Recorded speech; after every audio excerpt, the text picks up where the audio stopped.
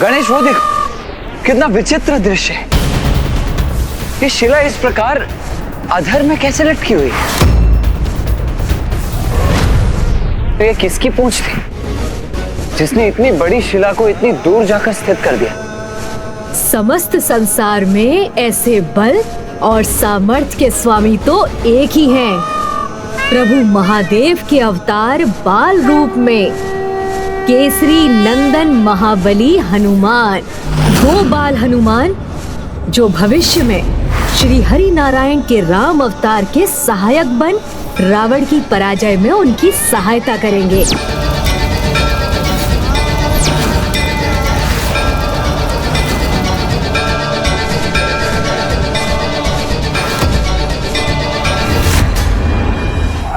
माते माते, अब देखिएगा मेरा विकार आपकी दिव्यता को कैसे प्रभावित करता है। भैया, यदि हनुमान जी यहीं कहीं हैं, तो ममतासुर भी वहीं पहुंचकर इस अवसर का लाभ उठाने का प्रयास अवश्य करेगा।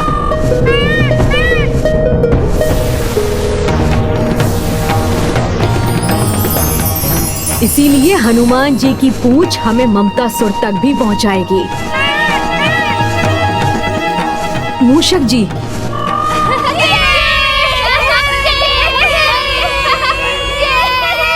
माता, आप यहाँ? अब आपको यहाँ हमारे क्रीड़ा स्थल पर आने की क्या आवश्यकता थी? आप हमें पुकार लेती, हम स्वयं ही आ जाते। यदि मैं यहाँ नहीं आती तो तुम्हारे द्वारा की जाने वाली घटना कैसे देखती? हाँ? ओहो, तो आपको ज्ञात भी हो गया कि मैं क्या कर रहा था? हाँ मेरे नटखट पुत्र, मुझे सब ज्ञात हो गया है। किंतु पुत्र, तुम्हें ये सब नहीं करना चाहिए, क्योंकि जो अपार बल के स्वामी होते हैं उन्हें अपने बल का प्रयोग केवल जगत हित के महान उत्तरदायित्व को निभाने के लिए करना चाहिए, न कि ऐसी क्रीड़ा कर जिससे किसी अन्य को क्षति पहुंचने की संभावना हो।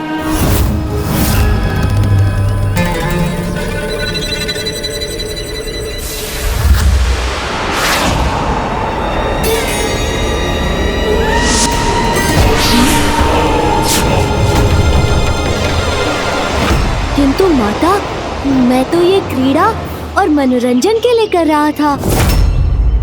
माता, मुझे थोड़ी देर और क्रीड़ा करने दीजिए ना।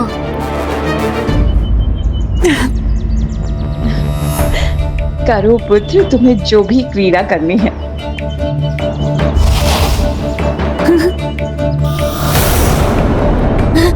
आओ मित्रों, माता ने अनुमति दे दी, अब तो और आनंद आएगा।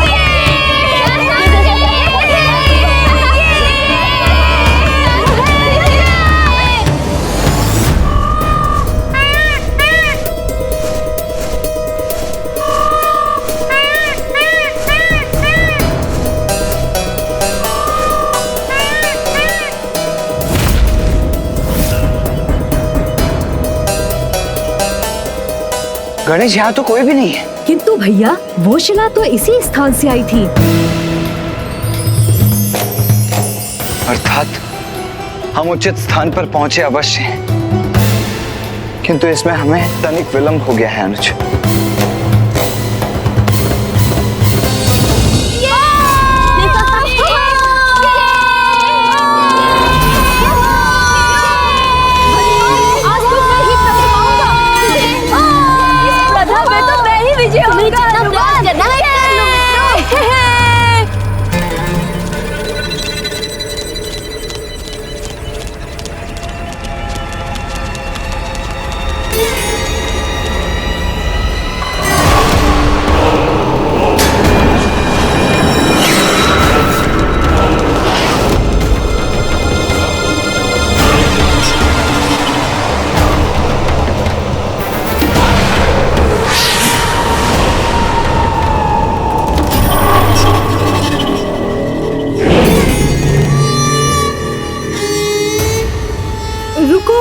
रुको हनुमान।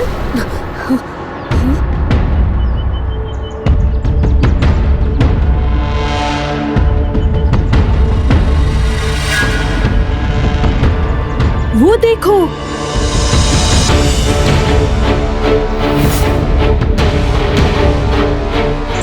देखो वहाँ पर कोई ऋषि तपस्या कर रहा है।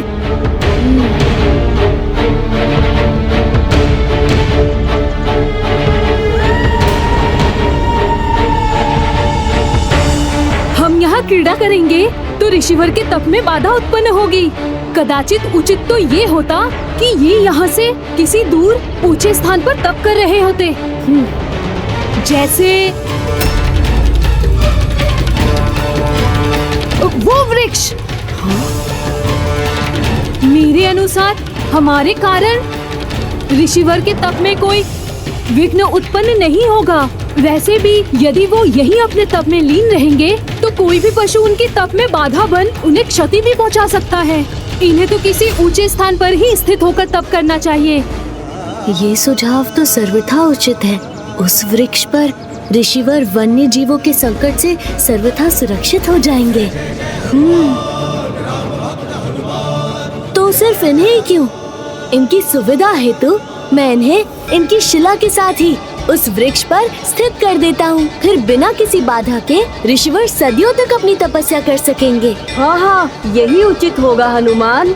किंतु क्या ये संभव है?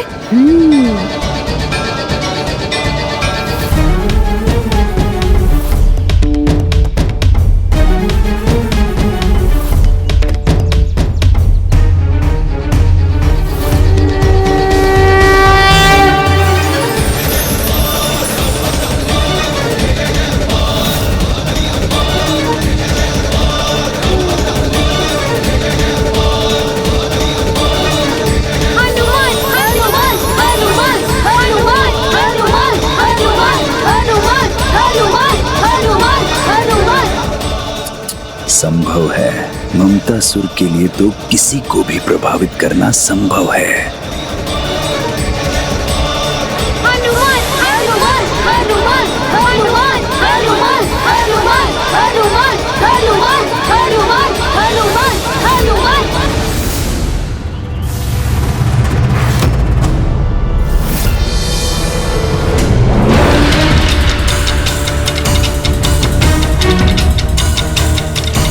ममतासुर अपने प्रभाव से बाल हनुमान जी को कोई भूल करने के लिए प्रेरित कर सके, उसके पूर्व ही हमें ज्ञात करना होगा कि वो कहाँ है।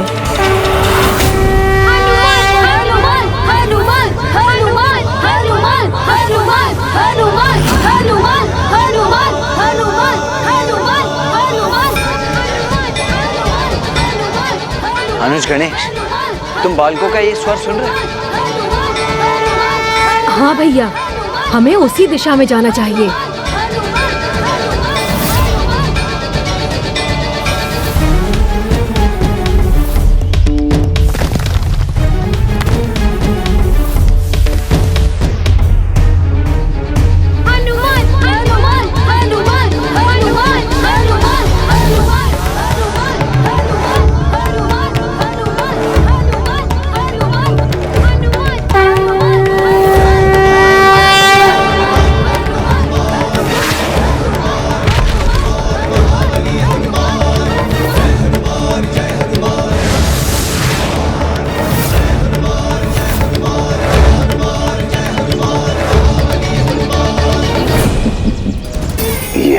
चाहता था। अब आगे इसका दुष्परिणाम भुगतने के लिए तैयार हो जाइए हनुमान जी।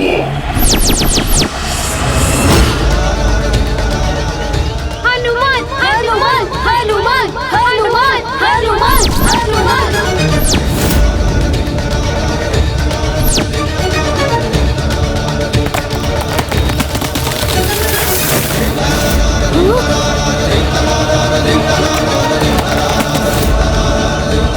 ऋषिवर,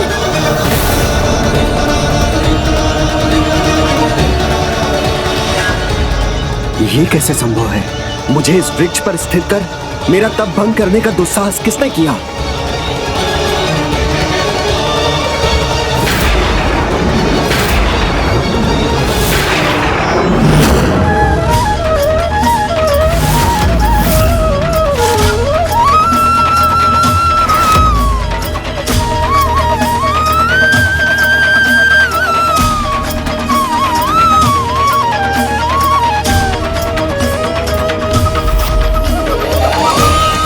मेरे वर्षों के कठोर तप को भंग करने का दंड तुम्हें अवश्य दूंगा।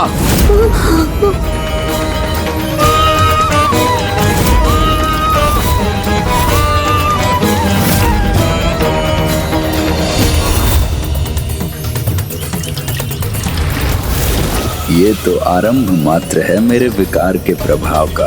आपने अपने जिस बल के अहंकार में ऋषि भृगु और ऋषि अंगिरा के इस वंशज का तप भंग करने का दुस्साहस किया है, मैं श्राप देता हूँ, आप अपने उसी बल को एक दीर्घ अवधि के लिए पूर्ण रूप से भूल जाएंगे। आप अपने उसी बल को एक दीर्घ अवधि के लिए पूर्ण रूप से भूल जाएंगे।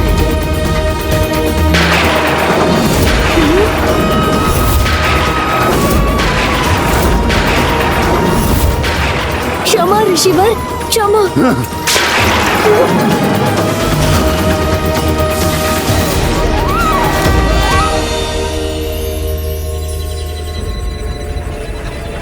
मुझे क्षमा कर दीजिए ऋषिवर। वहां मैंने रावण को उत्तेजित किया और यहाँ हनुमान के बल को क्षीण करने में सफल रहा, तो अब समस्त संसार में मेरे ममता मोह के विस्तार को कोई नहीं रोक सकता, जिसके दुष्परिणाम के साक्षी तो आप भी होंगे गणेश जी। हनुमान जी का जन्म तो प्रभु श्री राम के कार्य सिद्ध करने के लिए हुआ है। यदि वो अपना सामर्थ्य ही भूल जाएंगे तो प्रभु के सहायक बन राम काज करने में कैसे सफल होंगे? मैं इस ममतासुर को इसके कुटिल प्रयोजन में कदापि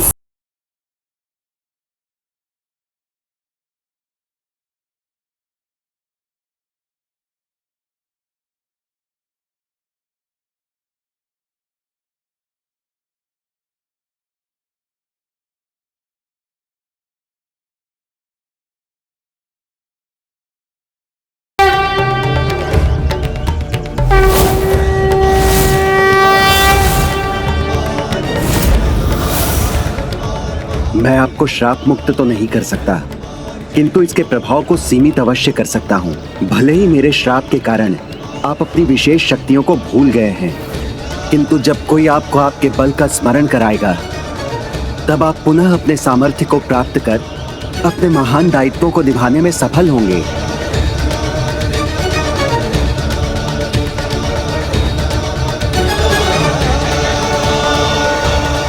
मुझे क्षमा करने के लिए आपका कोटि कोटि धन्यवाद ऋषिवर।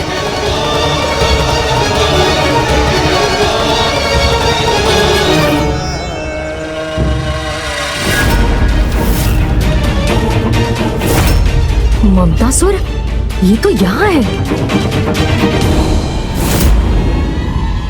गणेश, इससे पूर्व कि ये दुष्ट पुनः मेघों का रूप धारण कर यहाँ से अदृश्य हो जाए, हमें इसे अपना बंदी बना लेना चाहिए।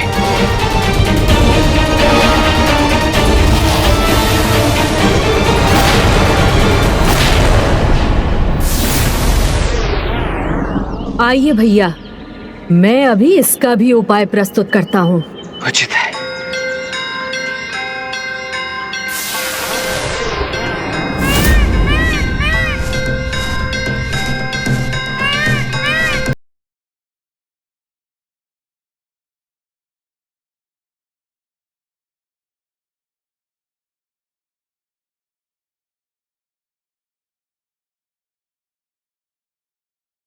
ही गदा उसे हमारे समक्ष भी लाएगी।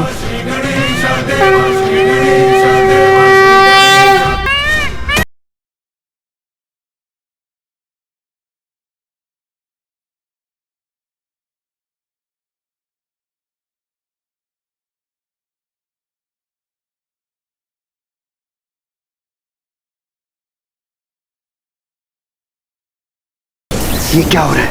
मैं यहाँ स्थिर क्यों नहीं हो पा रहा हूँ? इन मेघों से स्वयं को विलग करने में असमर्थ क्यों हो रहा हूं मैं?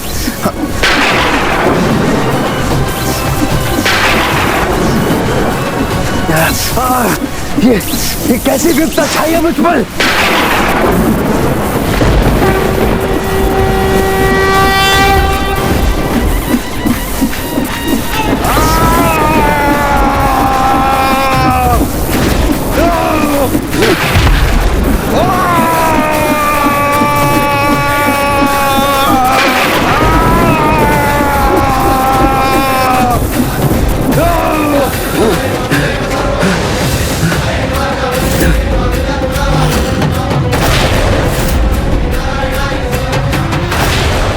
शिवपुत्र यहाँ, मुझे पुनः इनकी दृष्टि से ओझल होने का कोई उपाय करना चाहिए।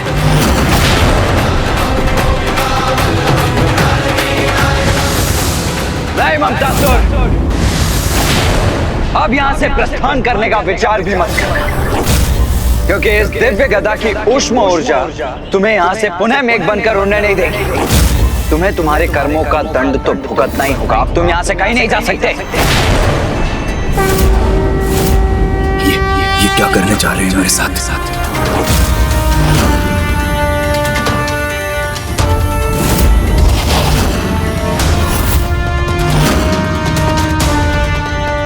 अब इनसे अपनी रक्षा कैसे करूं मैं?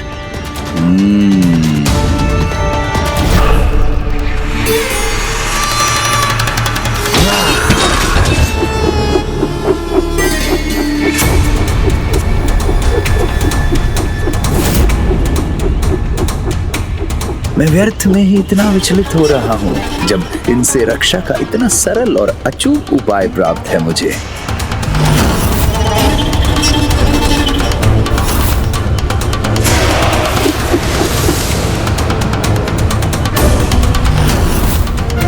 अब ये दुष्ट ममतासुर कैसा कपट करने जा रहा है?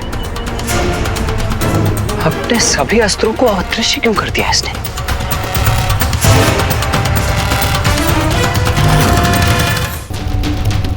जब संसार का सर्वाधिक शक्तिशाली कवच प्राप्त है मुझे, तो मुझे इन अस्त्रों की कोई आवश्यकता नहीं, क्योंकि इस ममतासुर की रक्षा स्वयं माता की ममता करेगी।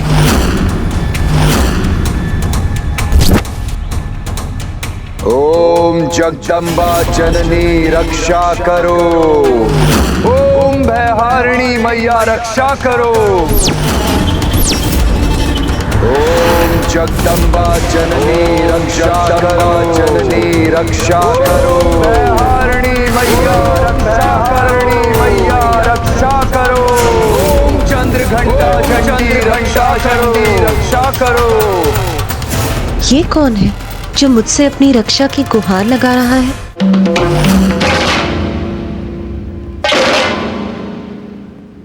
अपने इस पुत्र की रक्षा करो माता। इस निर्दोष को अकारण ही इतना दंड दिया जा रहा है। आपके पुत्र ममतासुर पर संकट की छाया छाई है, जो स्वयं मेरे भ्राताओं ने उत्पन्न की है। याद नहीं मुझे माते कि क्या द्वेष है इन्हें मुझसे, जो ये मुझे क्षति पहुंचाना चाहते हैं। प्रेम पूर्वक मैंने इनकी सेवा की, अपने भवन में स्वागत किया, इनका भोजन कराया, तन मन से सेवा की, परंतु फिर भी मैं दंड का भागी क्यों हो गया हूं माते? और हाँ माते, इन्होंने छल पूर्वक मुझसे वो गदा भी छीन ली जो आपने मुझे मेरी रक्षा के लिए प्रदान की थी। रुको ममतासुर, माँ की ममता का अनुचित लाभ उठाने का प्रयास मत करो। सत्य तो आपके समक्ष है माते। भ्राता गणेश केवल मुझे चेतावनी ही नहीं दे रहे हैं, अपितु आपकी ही दी हुई गदा से मुझ पर प्रहार भी करना चाहते हैं। रक्षा कीजिए माते, मेरी रक्षा कीजिए, अपने पुत्र की रक्षा कीजिए माते। शूलेन पाही नो देवी।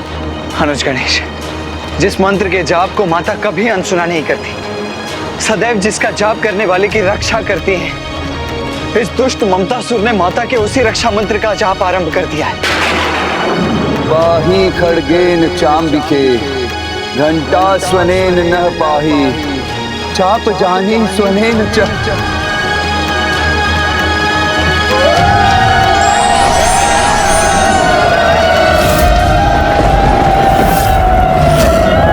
योगिनी माता है यहाँ?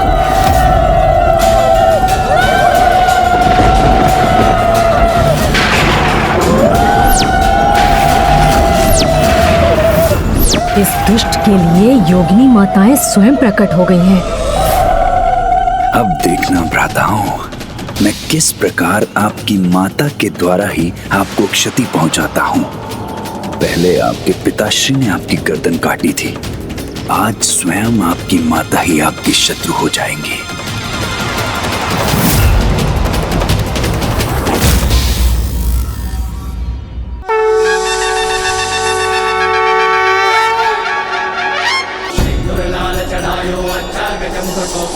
ये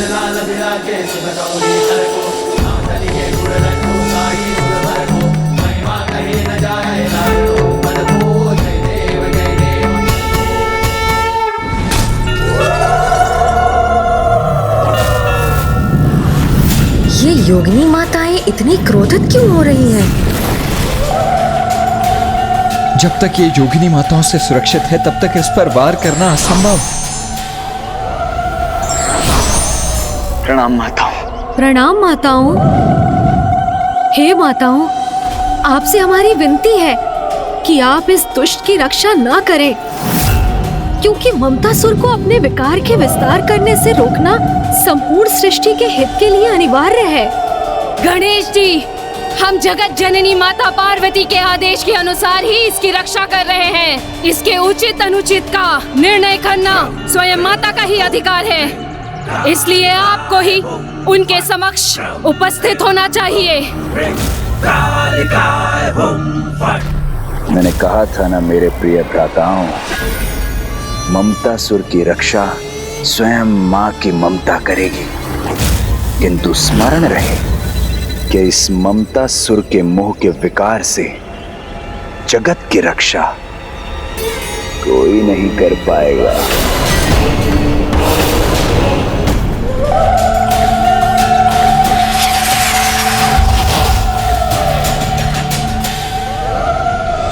गणेश, ये दुष्ट तो पुनः ओझल हो गया है और हम इसे रोकने में भी असमर्थ रहे हैं। भैया, माँ की कृपा से ही ममतासुर की रक्षा हुई, तो अब उसे रोकने का भी एक ही उपाय है।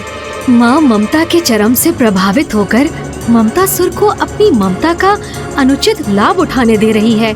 हमें माँ को इसका आभास कराकर उन्हें ममतासुर के विरुद्ध करना होगा, तब माँ स्वयं इसे उचित सीख प्रदान करेंगी। इसके लिए तुम्हारे पास कोई योजना है? भैया, ममतासुर अभी माँ की ममता से ही परिचित है, किंतु उसे ये ज्ञात नहीं कि माँ अनुशासन भंग करने वालों के प्रति अत्यंत कठोर भी हो सकती है। हमें माँ के उसी रूप को जागृत करने हेतु अपने व्यवहार से माँ को विचलित करना होगा।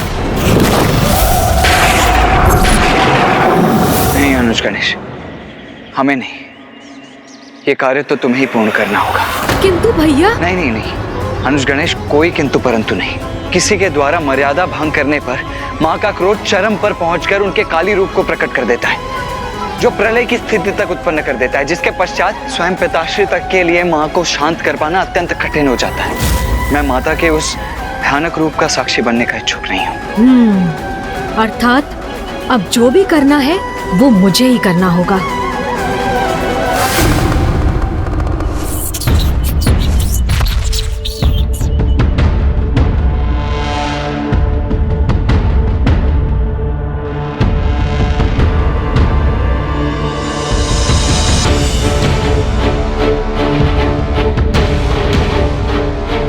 अनुज गणेश, तुम्हारी युक्ति सदा उत्तम होती है, किंतु माँ को क्रोधित करना ये मुझे स्वीकार नहीं है। तुम कोई और युक्ति क्यों नहीं सोच लेते?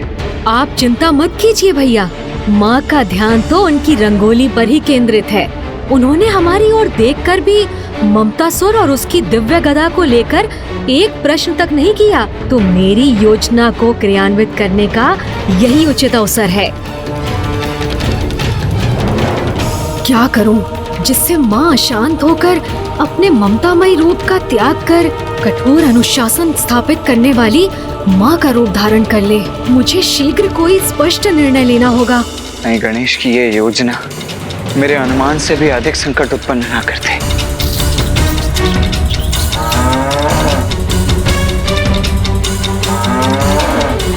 माता कामधेनु, मेरे इस कार्य में वही मेरी सहायक बनेंगी।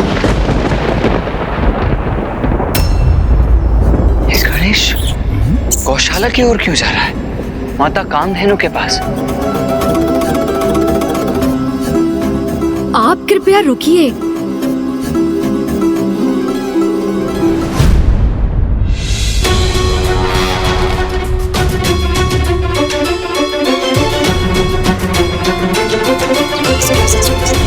प्रभु, ये क्या कर रहे हैं? प्रभु ने ये गोबर अपने हाथ में क्यों उठा लिया? नहीं नहीं नहीं, अनुज गणेश जो भी करने जा रहा है उसका परिणाम अत्यंत गंभीर होगा। हाँ प्रभु, हमें तो माता की दृष्टि से दूर यही रहना चाहिए।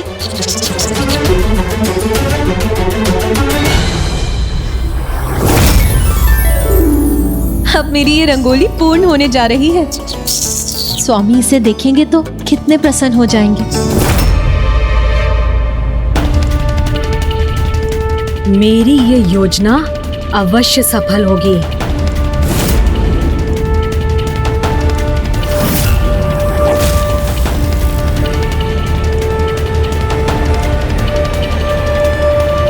पुत्र,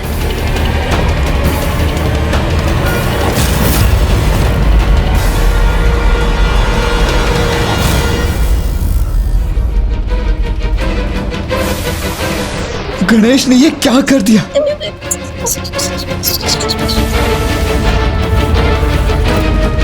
अब माता के क्रोध का ज्वालामुखी अवश्य जागृत होगा।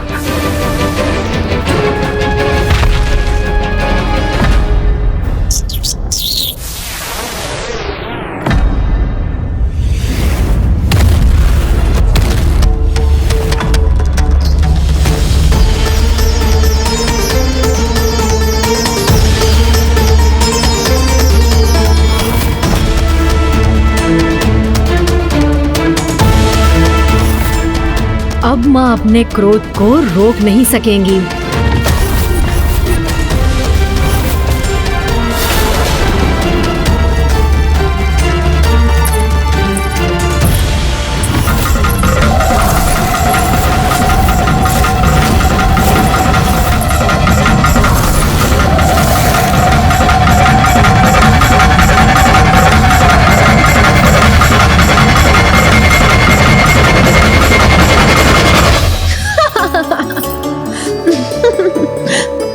तुमने क्या किया पुत्र गणेश? हाँ, माँ मुझसे क्रोधित नहीं हुई। माता, गणेश जी ने हमारे समस्त दिवस के परिश्रम को व्यर्थ कर दिया, हमारी रंगोली की शोभा ही मिटा दी। शोभा मिटाई नहीं है, गणेश ने तो अपने अनुसार शोभा और बढ़ा दी है। विश्वास नहीं होता, माँ गणेश की इस उद्दंडता की भी प्रशंसा कर रही है। पुत्र गणेश, क्या तुम अपनी कलात्मकता का प्रदर्शन कर इसमें कुछ और निखार लाना चाहते हो? नहीं माँ। मेरे विचार से गणेश द्वारा जोड़े गए इस शुभ गोबर पर हमें पुष्प सज्जित करना चाहिए। इससे इस रंगोली की सुंदरता और बढ़ जाएगी। आज प्रथम बार मैं चाहता हूँ कि माँ मुझसे रुष्ट हो, तो वो उसके सर्वथा विपरीत व्यवहार कर रही है।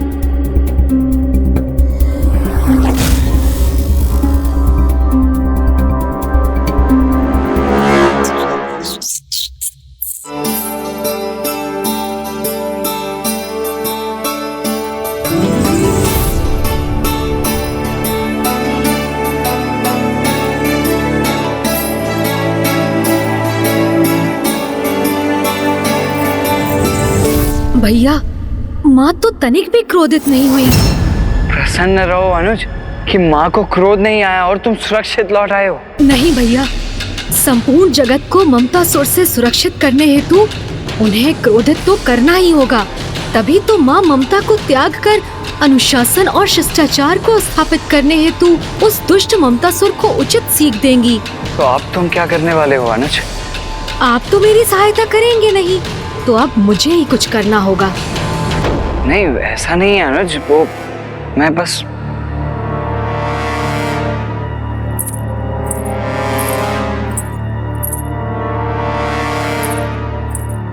माँ रसोई गृह की ओर बढ़ रही हैं।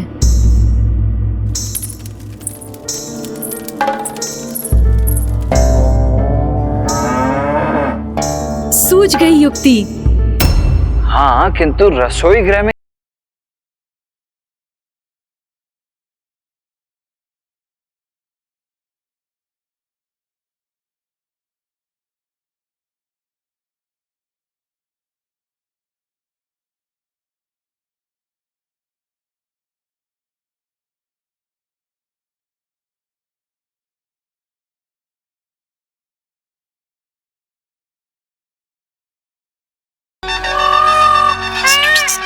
प्रभु मयूर जी से क्या वार्तालाप कर रहे हैं?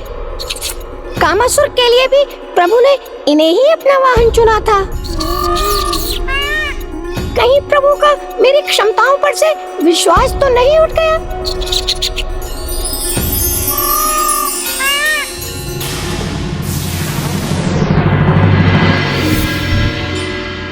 धन्यवाद मयूर जी।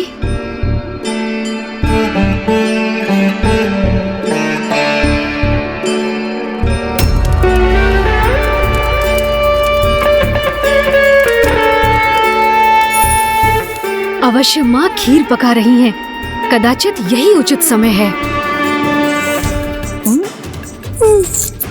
प्रभु ये कर क्या रहे हैं?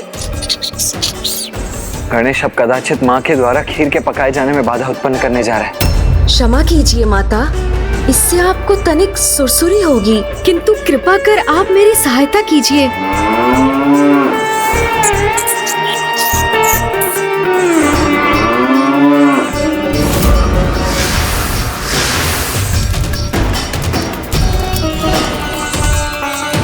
रसोई घर में ये धूल कहाँ से आ रही है?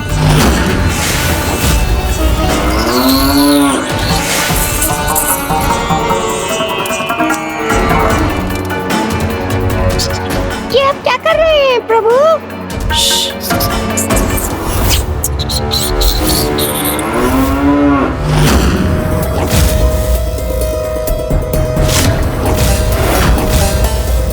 अनुज गणेश, अब माँ के क्रोध से तुम्हारी कोई रक्षा नहीं कर सकता। पुत्र गणेश, पुत्र गणेश, पुत्र गणेश। पुत्र, आज ये नटखट बालक के समान क्रीड़ा क्यों कर रहे हो तुम? इसमें बहुत आनंद आ रहा है तुम्हें। उचित है, यदि क्रीड़ा करनी है तो करो, किंतु ना अब देवी कामधेनु को सताओ और ना ही अब मेरे कार्य में कोई व्यवधान उत्पन्न करो। मुझे खीर बनाने के उपरांत पूजा भी करनी है। माता इस बार थोड़ा रुष्ट तो हुई, परंतु क्रोधित नहीं। माँ कुछ तो क्रोध कीजिए। आज आपका क्रोध कहाँ लुप्त हो गया है? अब तो मुझे पूजा में बाधा उत्पन्न कर ही उनका क्रोध जागृत करना होगा। श्रृंगी जी, वो प्रभु ने जो कार्य दिया था वो संपन्न हो गया है क्या? अरे नहीं हुआ तो हो जाएगा, गणेश जी साथ है ना। अच्छा हुआ नंदी जी, श्रृंगी जी, आप दोनों भी आ गए। अब आप दोनों एक अत्यंत महत्वपूर्ण कार्य को संपन्न करने में मेरी सहायता कीजिए।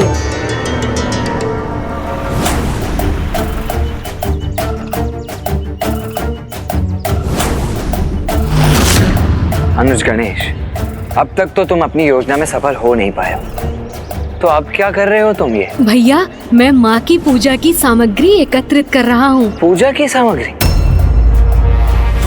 तो अनुज, तुम बेलपत्र जैसे शुभ वृक्ष के पत्र एवं अन्य फलों के स्थान पर ये विषैले धतूरे और अखवन के पत्र क्यों एकत्रित कर रहे हो, जिनका शुभ कार्यों में प्रवेश निषेध है? क्योंकि भैया, अब तो माँ के क्रोध को जागृत करने का यही एकमात्र उपाय शेष है। माता का क्रोध? प्रभु आपने हमें ये पूर्व में क्यों नहीं बताया?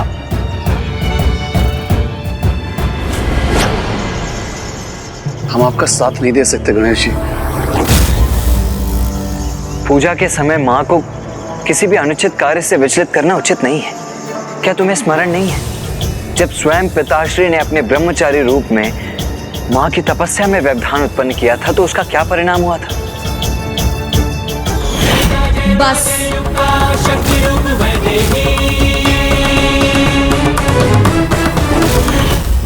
मुझे ज्ञात है भैया, माँ किसी भी त्रुटि को क्षमा कर सकती हैं, किंतु पिताश्री की पूजा में विघ्न कदापि क्षमा नहीं कर सकती।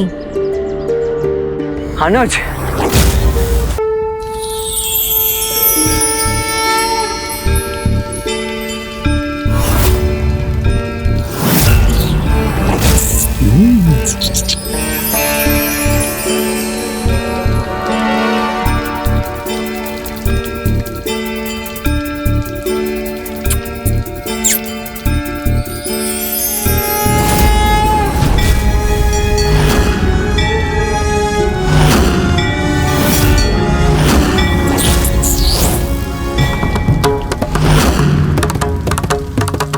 पुत्र गणेश, प्रभु के शिवलिंग को वैशैली और अनुचित सामग्री क्यों समर्पित कर रहा है?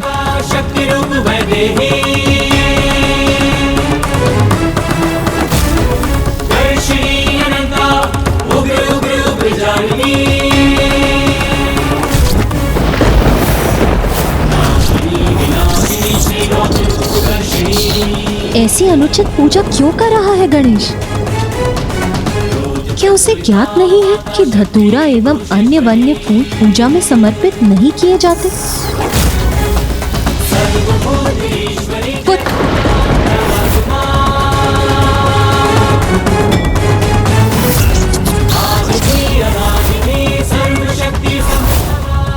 मैंने माता की पूजा भंग की है, अब तो वो अवश्य ही क्रोधित होंगी। विधि के अनुसार इसकी पूजा उचित नहीं, किंतु गणेश है तो अभी बालक ही ना, और वो तो पूर्ण भक्ति भाव से प्रभु की पूजा कर रहा है। इसीलिए कदाचित इसे इसके अनुसार ही पूजा करने देना चाहिए, क्योंकि स्वामी की पूजा में किसी भी विधि विधान से कहीं अधिक महत्वपूर्ण उनके प्रति उनके भक्त की श्रद्धा है।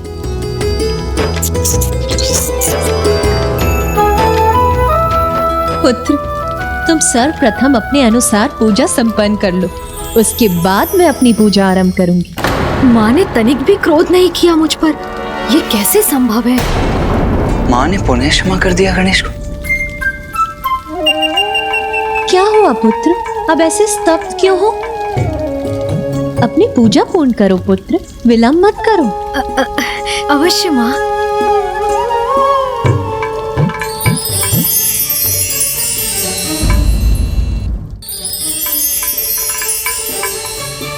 ओम नमः शिवाय। पुत्र गणेश, अब तुम्हारी पूजा यदि समाप्त हो गई हो तो मुझे भी अपनी पूजा आरंभ करने दो। हाँ माता।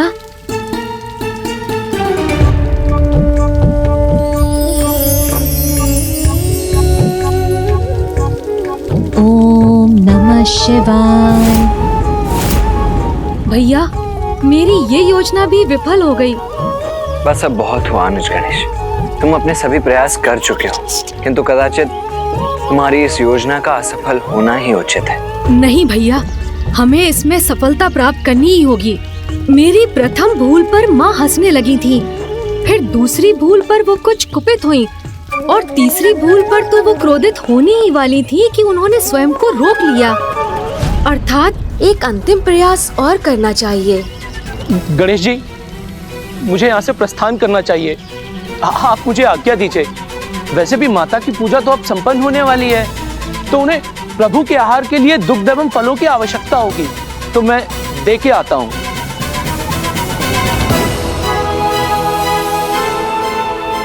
गणेश जी, मैं भी यहाँ से प्रस्थान करता हूँ। मैं तो न कभी यहाँ था न अभी हूँ।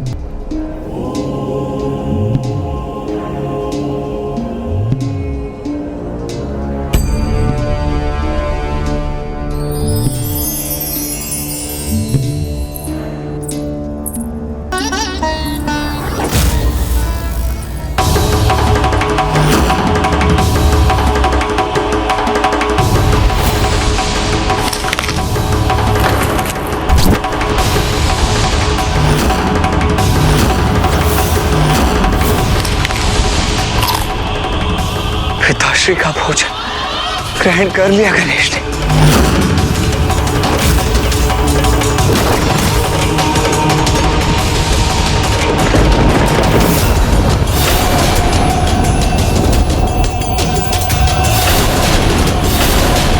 बस बहुत हुआ गणेश, बस बहुत हुआ गणेश, बस बहुत हुआ गणेश।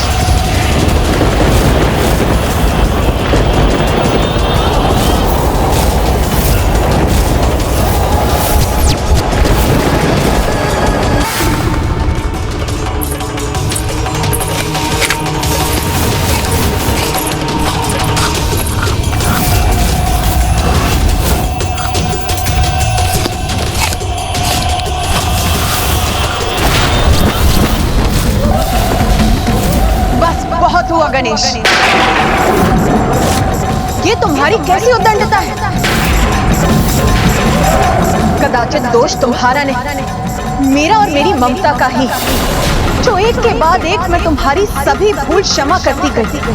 सर्वप्रथम तुमने रंगोली की सुंदरता को खंडित किया, जिसे मैंने तुम्हारा भोला योगदान समझा। फिर जब तुमने रसोई गृह में धूल को प्रवाहित किया, उसे मैंने तुम्हारे बाल्यपन का परिणाम समझा। फिर तुमने विधि के विपरीत जाकर स्वामी की पूजा की, उसे भी मैंने तुम्हारी भोली भक्ति समझकर स्वीकार कर लिया। किंतु अब जो तुमने किया है गणेश, वो ना भोलापन और ना ही बाल्यपन, वो अनुशासनहीनता है, जो मैं कदाचित स्वीकार नहीं करूंगी।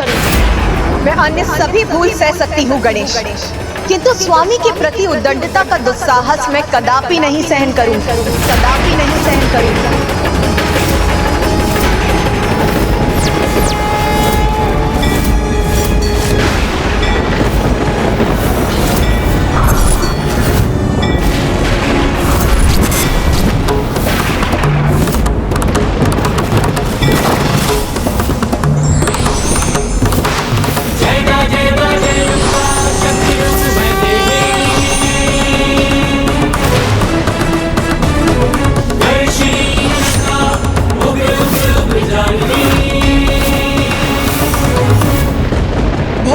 बालपन स्वीकार है मुझे, किंतु अनुशासनहीनता नहीं। तुम्हारे इस अनुशासनहीनता का दंड तुम्हें अवश्य मिलेगा गणेश। माता, आपका दंड सहर्ष स्वीकार है मुझे माँ, क्योंकि मैंने जो भी किया वो आपके क्रोध को जागृत कर आपसे दंड पाने के लिए ही किया, आपसे दंड पाने के लिए ही किया, आपसे दंड पाने के लिए ही किया, आपसे दंड पाने के लिए ही किया।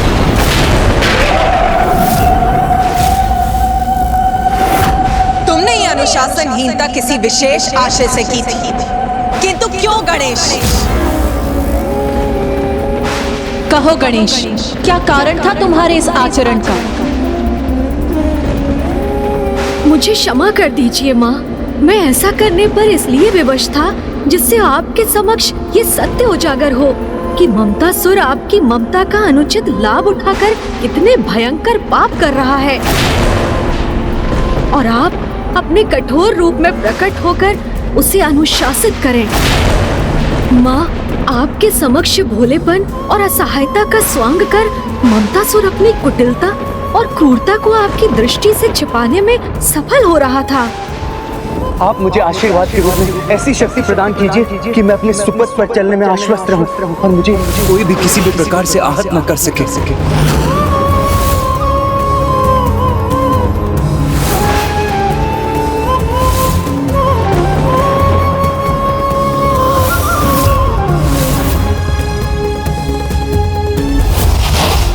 रूप से निर्वस्त्र होकर पवित्र नदी में स्नान करें। वो प्राणी मात्र एक वृक्ष के समान होता है।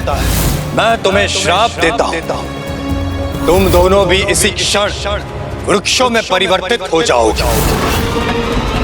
हाँ माँ, एक ओर तो वो आपसे माता का स्नेह पाकर स्वयं को सुरक्षित कर रहा था, और दूसरी ओर अपने विकार से सभी को प्रभावित कर रहा था। यहाँ तक कि उसने तो अपना कुप्रभाव महाबली हनुमान जी और माता अंजना पर भी कर दिया।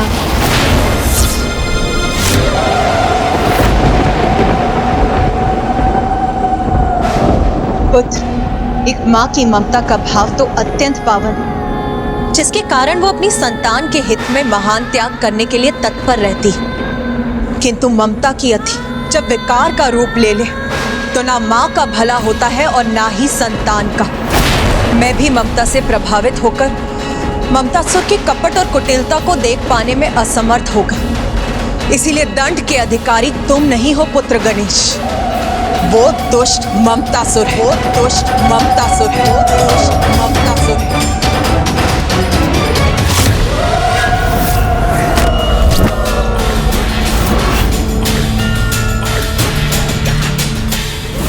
गुरुकुल, यहाँ तो शिष्य शिक्षा प्राप्त करने आते हैं ना, तो फिर इन्हें तो वही शिक्षा प्राप्त होनी चाहिए जो मैं निर्धारित करूंगा।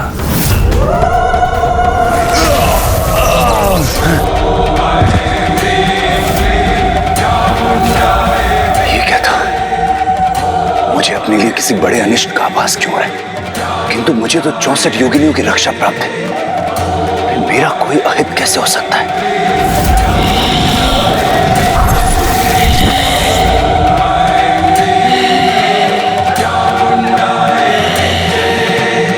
ये योगिनी देवी मुझे इतनी क्रोधित दृष्टि से क्यों देख रही है?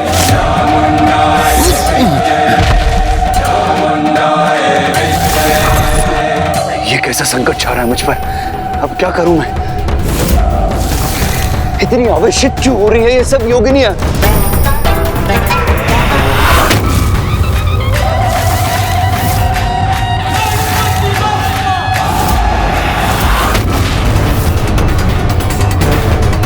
और अब ये शिव पुत्र भी इन शिव गणों के साथ यहां पर पहुंच गए।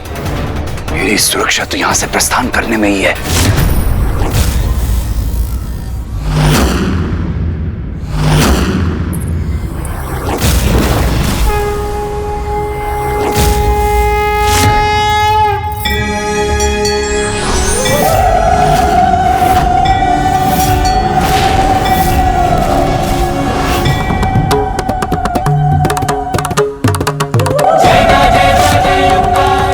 अपने दुर्गा रूप में क्यों आई है यहाँ?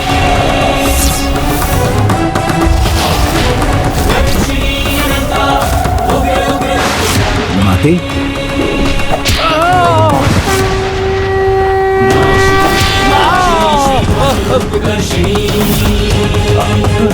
अभी तक इसने मात्र माँ की ममता ही देखी थी, किंतु अब उनका क्रोध भी देखेगा ये।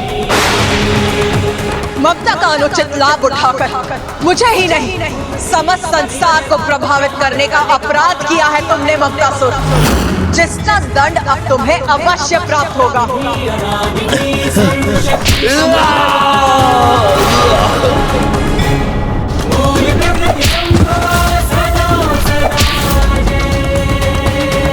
ये मात्र तुम्हारे लिए नहीं, संसार के उस प्रत्येक बालक के लिए सीख जो ममता का दुरुपयोग कर अपने माता पिता की आज्ञा का उल्लंघन करता है। आज तुम्हारे उदाहरण द्वारा संसार को ये ज्ञात होगा कि तुम्हारे जैसी संतान अपने जीवन में किस प्रकार का परिणाम का सामना करने के लिए विवश होती है।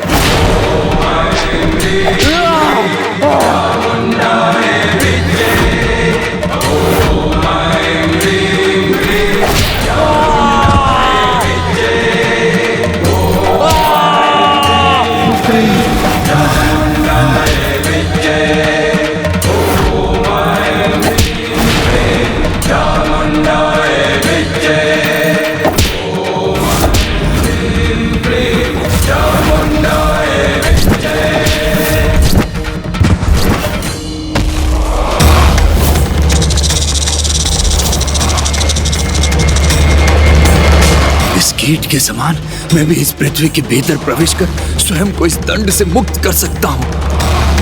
ममतासुर, आज तुम्हें अपने सभी पापों का दंड अवश्य प्राप्त होगा।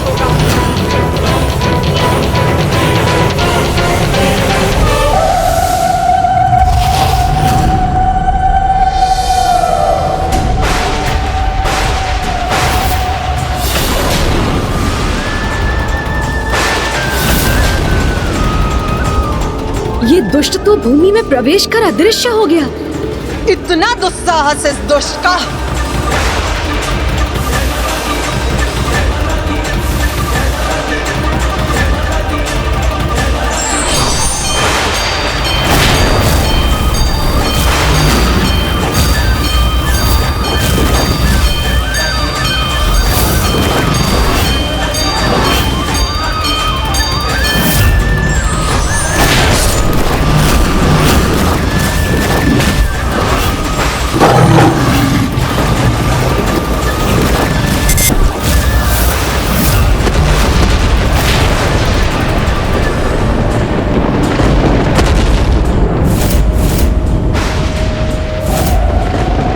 अनुज गणेश, मैंने पूर्व में ही कहा था कि माँ की क्रोधाग्नि और उनकी शक्ति को शांत करना अत्यंत कठिन होगा। अब कहीं उनके क्रोध के कारण समस्त सृष्टि पर ही संकट न छा जाए।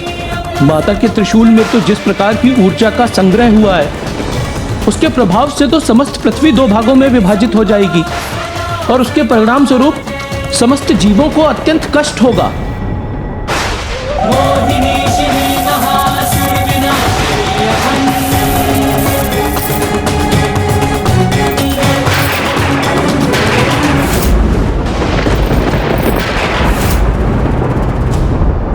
माता, मुझे क्षमा कीजिए माँ। यदि आपने अपने त्रिशूल को पृथ्वी पर लक्षित किया तो उस दुष्ट असुर का दंड समस्त सृष्टि को भुगतना होगा।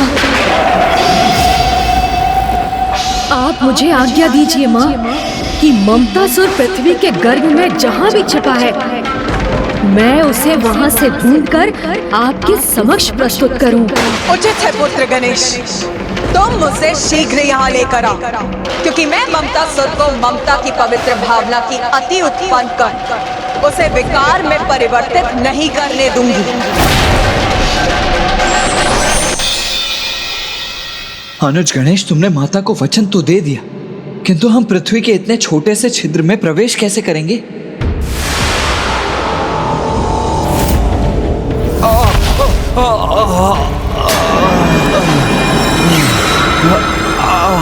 माता के क्रोध के कारण ये कैसी दुर्दशा हो गई है मेरी।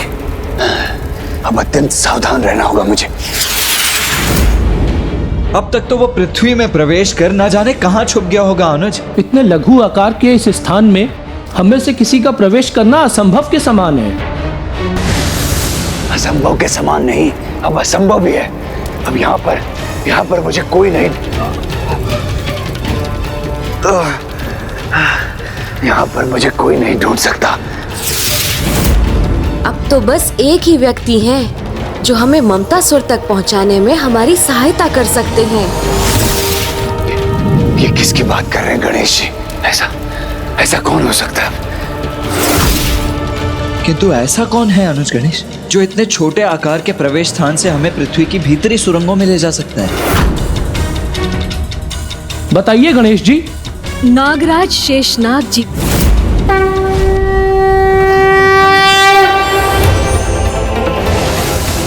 धरती की ऐसी कोई सुरंग नहीं जहां शेषनाग जी ना पहुंच सके। प्रभु शेषनाग वासुकी जी, मैं आपसे अनुरोध करता हूँ कि कृपया मेरी सहायता करने की कृपा कीजिए।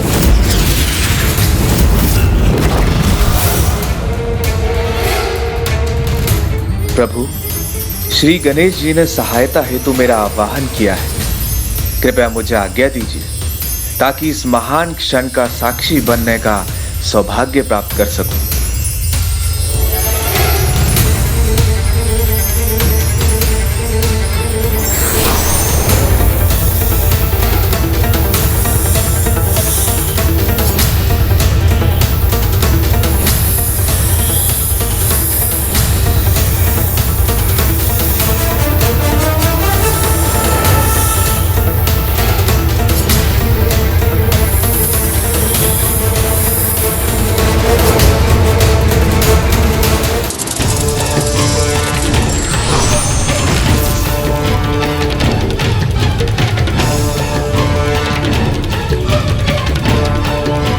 प्रणाम लंबोदर गणेश जी।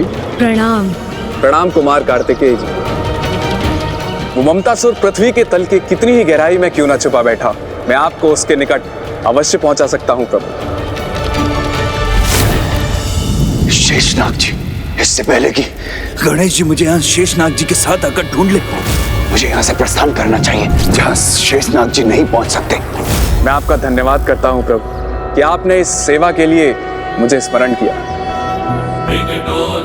ममतासुर को रोकने हेतु आपका वाहन बनना मेरा परम सौभाग्य होगा प्रभु। अद्भुत। शेषनाग जी जो स्वयं श्री हरि नारायण की शैया हैं, वो वाहन बनेंगे गणेश जी के।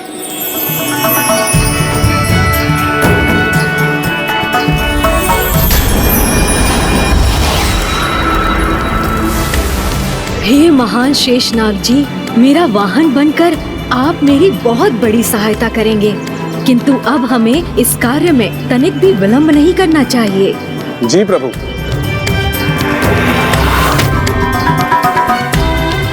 स्वामी, सर्वथा दिव्य और अनूठी घटना का आरंभ हो रहा है। देवी, अब हम एक अत्यंत अद्भुत दृश्य के साक्षी बनेंगे।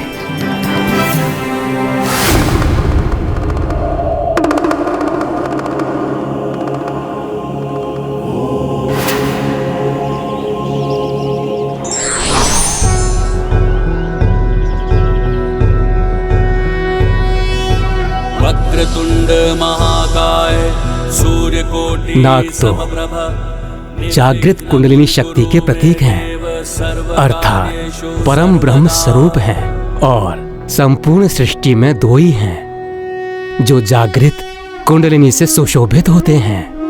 एक जो उन्हें अपने कंठ में धारण करते हैं, अर्थात स्वयं जगत पिता महादेव, और दूसरे हैं जो जागृत कुंडलिनी की शैया पर विश्राम करते हैं, सृष्टि के पालनहार प्रभु श्री हरि नारायण। और अब जागृत कुंडलिनी को अपना वाहन बनाने का सामर्थ्य रखने वाले तीसरे होंगे श्री गणेश, श्री गणेश, श्री गणेश। ब्रह्मदेव का कथन उचित है। प्रथम पूज्य गणेश के दिव्य अवतार के दर्शन प्राप्त करना अत्यंत आनंददायक होगा। ऐसे दिव्य दर्शन हम सभी को इस अलौकिक घटना के प्रत्यक्ष दर्शन करने चाहिए।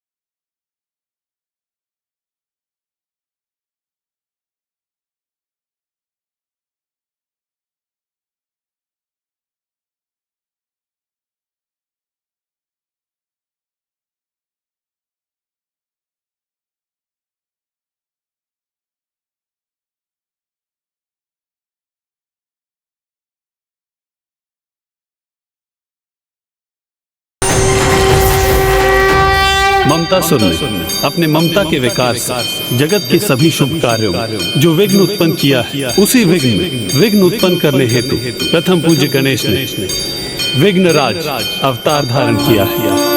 ओम गणपति विघ्नराजो लंबतुंडो गजानन।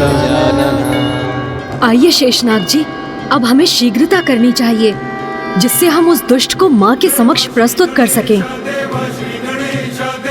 आज ममता की अति, जिसने ममता सुर के कारण ही मोह विकार का रूप ले लिया है, विघ्नराज गणेश आज उसका अंत करेंगे।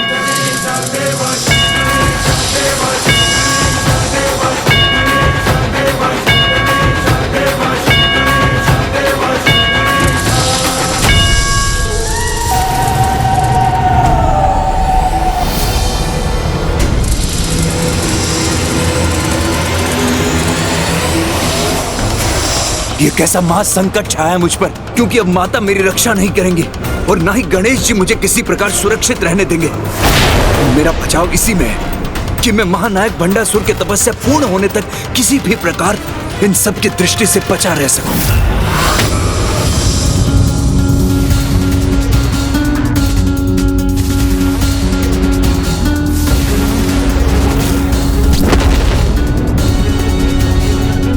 यहाँ तो रास्ता ही बंद है, आगे जाने का तो कोई मार्ग ही नहीं।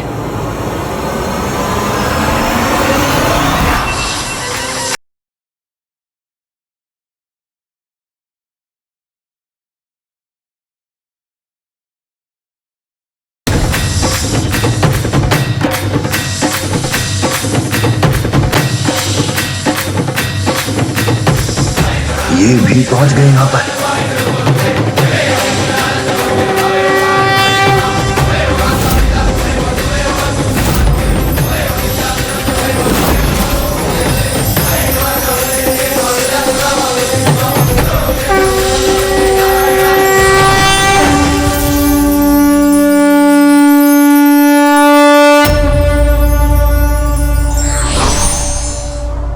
माता पिता की कठोरता भी सम्माननीय है, क्योंकि उसमें संतान का हित छिपा होता है।